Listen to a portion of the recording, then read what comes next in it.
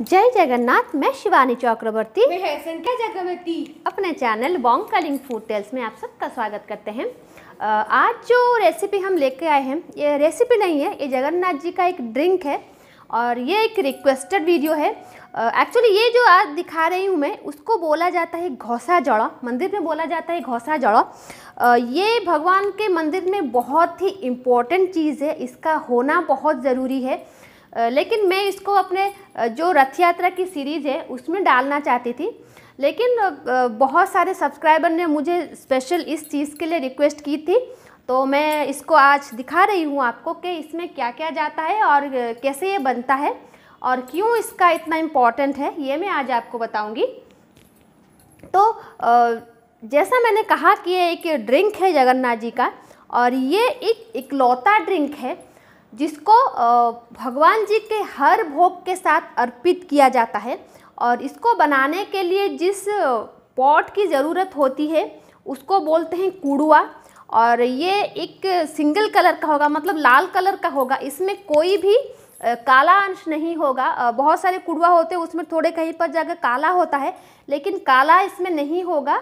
ये पूरी तरीके से लाल कलर का होगा, क्योंकि जगन्नाथ जी की 2-3 ड्रिंक्स ऐसे और हैं जिसको कि बेल मेटल के ग्लासेस में दिए जाते हैं, या फिर जगन्नाथ जी के पास बहुत सारे चांदी के ग्लासेस यूज होते हैं, उनमें दिया जाता है।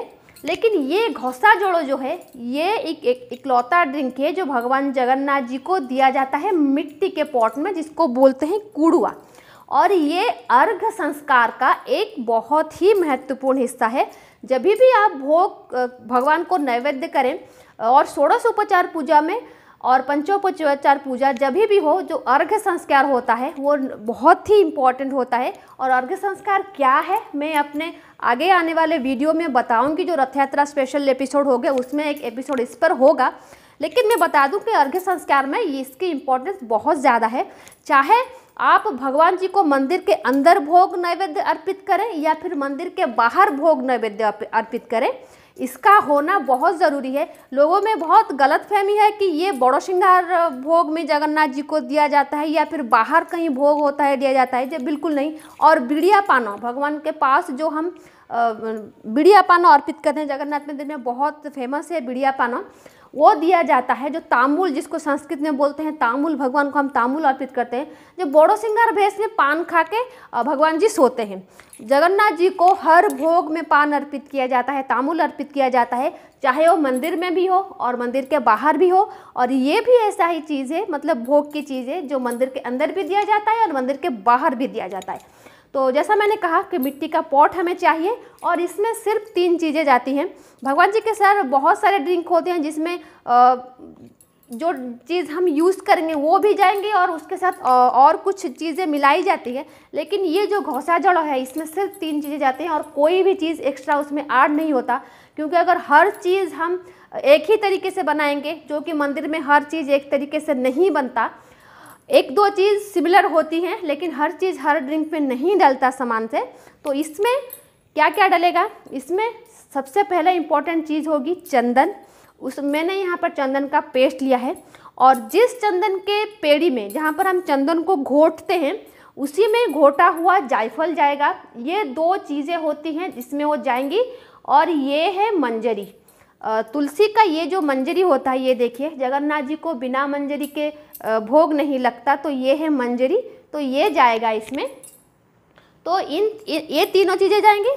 तो ऑब्वियसली पानी तो हमें मतलब चाहिए ही होगा।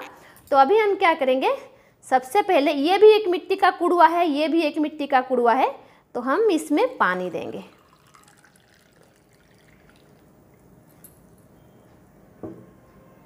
अभी हमें इसमें पानी दे दिया, और एक एक करके हम इसमें चीज़ों को आड़न करते जाएंगे। देखिए सबसे पहले, और जैसा मैंने कहा कि अर्घ संस्कार में इसका होना बहुत ज़रूरी है। तो अगर कोई कहे कि ये सिर्फ बड़ो श्रृंगार भेष में है, या फिर कि बहुत सारे इन्फॉर्मेशन जो है वो इंटरनेट पे घूमती रहती हैं या फिर गूगल पे भी होती हैं। मैं तो अपनी ज़िंदगी में कभी गूगल को ट्रस्ट नहीं करती, क्योंकि गूगल में 99% जो इन्फॉर्मेशन होती हैं वो मिसलीडिंग होती हैं। गलत मैं नहीं कहूँगी, लेकिन मिसलीडिंग होती हैं। और क्योंकि जो गूगल में अपलोड करते हैं उनके पास खुद ही इतनी जानकारी नहीं होती उस चीज़ को लेकर, सुनी सुनाई बात को लेकर कुछ भी अपलोड करते रहते हैं। और इन सारी चीज़ों के बारे में अगर आपको जानकारी लेनी होगी तो आपको उन संस्थाओं से रिलेटेड लोगों से जानकारी चाहिए होगी, या फिर वहाँ से रिलेटेड कुछ और व्यक्ति होंगे जिनसे ये जानकारी आपको मिल सके, क्योंकि ये सारी चीज़ें होती है ना, सटीक जानकारी इसके बारे में बहुत ज़्यादा ज़रूरी होती है। तो हमने चंदन डाल दिया इसमें, और उसके बाद हमने इसमें डाल दिया ये जो हमने जायफल का पानी रखा था, इसको डाल दिया। अभी इन दोनों चीज़ों को हम मिला लेंगे। आप कहेंगे कि चंदन पेड़ी में ही आपने घोरा, तो दोनों को एक साथ क्यों नहीं घोरा? देखिए ये चीज़ें, इसके पीछे की बात ये है क्योंकि इसको एक मूर्ति मतलब एक देवता के रूप में, जगन्नाथ मंदिर में जो चीज़ें यूज़ होती हैं वो हर चीज़ एक एक देवता है। यहाँ पर मैंने 4 चीज़ें रखी हैं। यहाँ पर पानी भी एक देवता है, जायफल भी एक देवता है, चंदन भी एक देवता है, और ये मंजरी, तुलसी मंजरी भी एक देवता है। तो हर चीज़ को एक एक करके आपको डालना पड़ेगा अगर आप जगन्नाथ मंदिर की प्रक्रिया को फॉलो करना चाहें।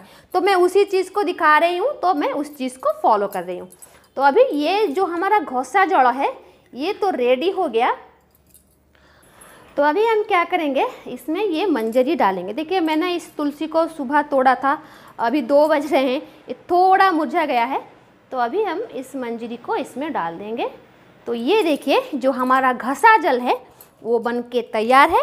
जैसा मैंने कहा ये अर्घ्य संस्कार का हिस्सा है और हर पंक्ति में भगवान जी को भोग लगता है, भोग के साथ लगता है। अगर ये नहीं होगा तो भोग संपूर्ण नहीं होगा। तो आई होप ये इन्फॉर्मेशन आपको अच्छी लगी होगी, ये जानकारी। और अगर आप जगन्नाथ जी के भोग प्रसाद को अपने घर में भगवान के पास फॉलो करना चाहें तो ये आपके लिए एक बहुत अच्छा ऑप्शन है। तो आज के लिए इतना ही, रहते हैं, घर में रहिए, स्वस्थ रहिए। जय जगन्नाथ, जय महाकाली।